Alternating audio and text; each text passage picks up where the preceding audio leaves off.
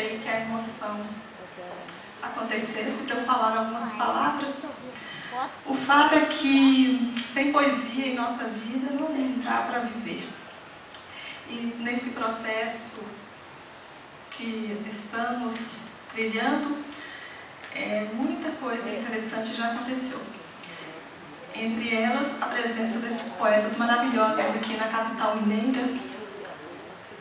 Todos os anos saem das suas capitais, dificuldades em aeroportos, dificuldades mil, mas ali na bagagem cheia de poesia e emoção, garra, coragem, vontade, sentimento, talento. Concordo quando o Rogério diz que a questão do ser humano é fundamental.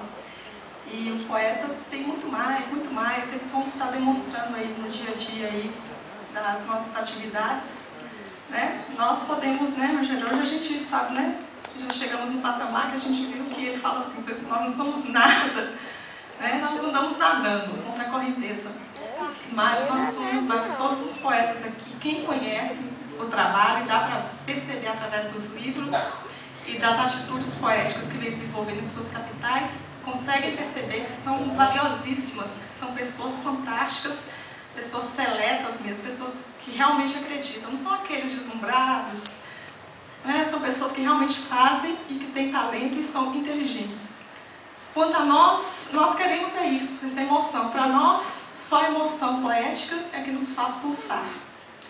E minha mensagem final, para não delongar muito, é que a gente precisa cuidar desse planeta que a gente está vivendo. Ele está simplesmente doente.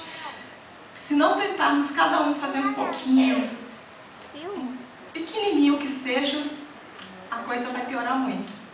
No nosso caso, nós não temos filhos, né, Rogério? Nem vamos ter netos. Nossa opção de vida, nossos filhos são as poesias, os poetas, mas quem tem filho, que tem seus projetos de vida, enfim, é bom começar a pensar, fazer alguma coisa, nem que seja um encontro como esse, com essa temática, para a gente refletir em alguma coisa, pensar, sair do lugar comum, né, sair do comodismo, tentar fazer alguma coisa. É isso aí que a gente fica instigando e insistindo.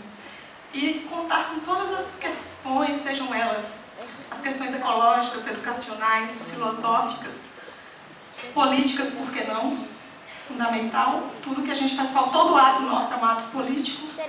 Então a gente tem que repensar sobre tudo isso, refletir e ter uma percepção maior do todo. Isso aí.